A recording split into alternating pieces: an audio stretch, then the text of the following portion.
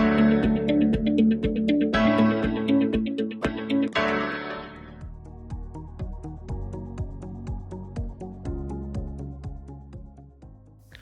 Students, welcome to a new political science session. आज हम बात करेंगे एक्सप्लोरिंग पॉलिटिकल कॉन्सेप्ट्स में नेशनलिज्म की।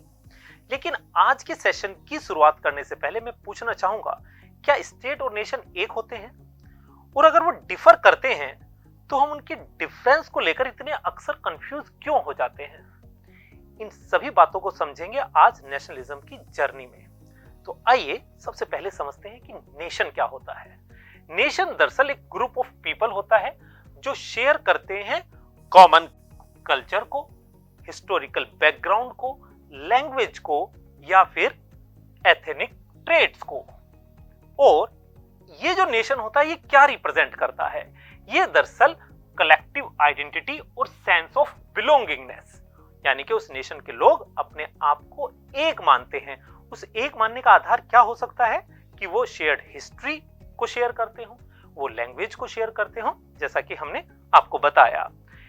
यहां पर यह भी जानना जरूरी है कि एक जो नेशन होता है उसकी जरूरी नहीं है कि डिफाइंड पॉलिटिकल बाउंड्रीज हो, यानी कि वो डिफरेंट स्टेट्स में भी एक नेशन पाया जा सकता है। आइए अगर मैं बात करूं स्टेट की, स्टेट क्या होता है? स्टेट दरअसल एक पॉलिटिकल एंटिटी होता है जिसमें एक डिफाइंड टेरिटरी होती है, साथ ही एक डिफाइंड गवर्नमेंट होती है और सॉवरेनिटी होती है। अब यहां ये देखना जरूरी है कि नेशन में जरूरी नहीं है कि सॉवरेनिटी हो, नेशन में जरूरी नहीं है कि टेरिटोरियल बाउंड्रीज हो डिफाइन।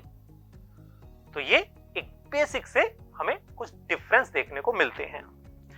यहां पर स्टेट की अगर आगे मैं बात करूं तो वहां पर अथॉरिटी होती है जो लॉज को इन्फोर्स करती है, और एक स्टेट के अंदर डिफरेंट नेशन हो सकते हैं और एक स्टेट के बाहर भी नेशन पाए जा सकते हैं।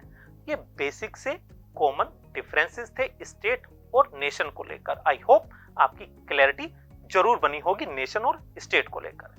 आइए अब जरा समझ लेते हैं कि आखिर नेशनलिज्म क्या होता है। नेशनलिज्म दरअसल नेशन से जुड़ी एक अवधारणा है, एक कंसेप्ट है। ये एक आइडियोलॉजी के रूप में काम करती है और ये स्ट्रेंथन करती है नेशन और स्टेट को। कैसे? बेसिकली ये एम्फसाइज करती है कि जो नेशन है उसके लोगों को लॉयल रहना चाहिए उस नेशन की वैल्यूज को लेकर, और इसी के साथ ये लॉयल्टी मोटिवेट करती है उन इंडिविजुअल्स को, उन लोगों को उस नेशन के प्रति कि वो उसके लिए बेहतर कार्य करें और इवन वो उसके लिए अपनी जान भी गंवा दे। ऐसा हम देखते हैं कि डिफरेंट नेशन के जो स्वतंत्रता आंदोलन हुए हैं वहां पर लोगों ने अपनी जान भी दी है नेशनलिज्म को लेकर। तो ये बात हमने करी नेशनलिज्म की बेसिक कंसेप्ट को समझने के लिए।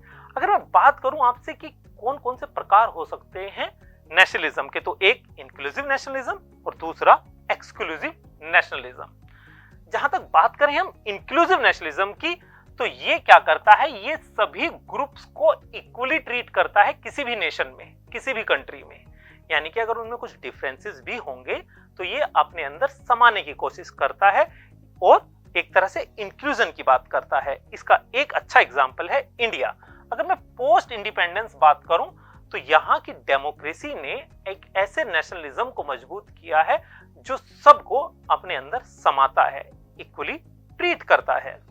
ऑन द अदर हैंड ये एक्सक्लूसिव नेशनलिज्म जो है वो फोकस करता है कि कोई जो स्पेसिफिक आइडेंटिटीज हैं उनको तो ज्यादा महत्व दिया जाए, इंपॉर्टेंस दिया जाए, और जो शेयर उनके साथ नहीं करते वो ट्रेड्स जो उन स्पेसिफिक आइडेंटिटीज के हैं उनको फिर वो एक्सक्लूजन की बात करता है, यानी कि डिस्क्रिमिनेशन की बात करता है।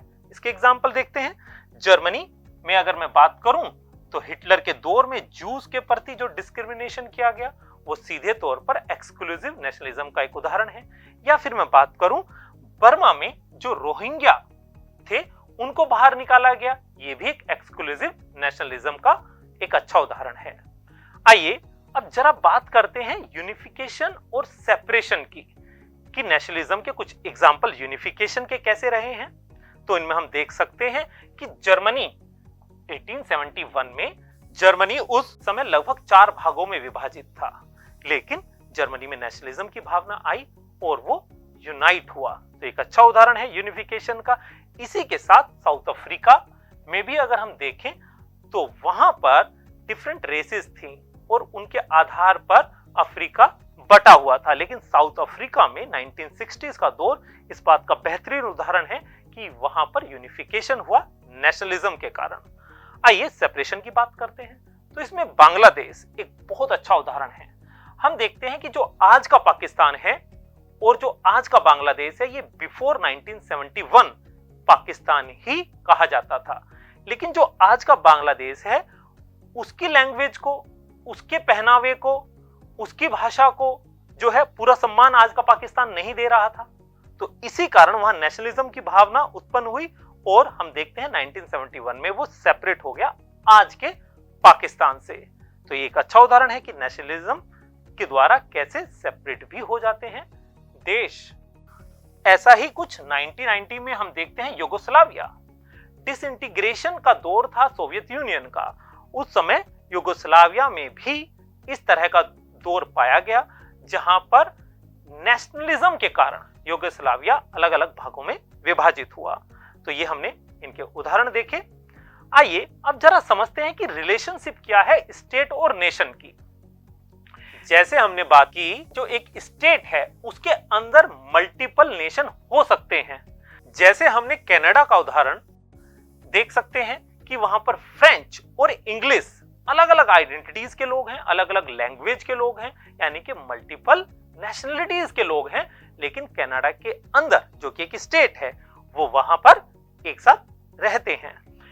एक नेशन के अंदर हो सकता है कि अलग अलग तरह के नेशनलिज्म के लोग रहते हों, लेकिन एक ही नेशनलिज्म के लोग एक से अधिक देशों में भी रह सकते हैं। इसका एक बढ़िया उदाहरण है कुर्द्स, जो कि मिडल ईस्ट में हम देखते हैं डिफरेंट स्टेट्स में बिखरे हुए हैं, यानी कि एक सिंगल स्टेट्स में नहीं हैं।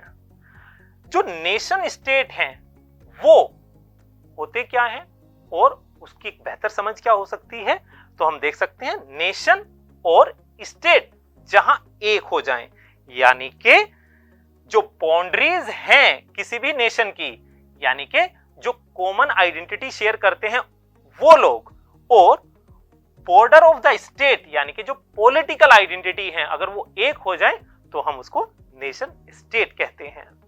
तो ये एक बेहतर समझ हो सकती है आपको नेशन स्टेट को लेकर। अगर मैं बात करूं नेशनलिज्म जो है वो क्या करता है, वो बेसिकली अगर पॉजिटिव सेंस में हम बात करें तो फोस्टर करता है सेंस ऑफ यूनिटी को और शेयर्ड आइडेंटिटी को। तो ये था कि नेशन और स्टेट कैसे एक दूसरे से संबंधित हैं या एक दूसरे से अलग हैं। आइए अब बात करते हैं आज के टास्क की।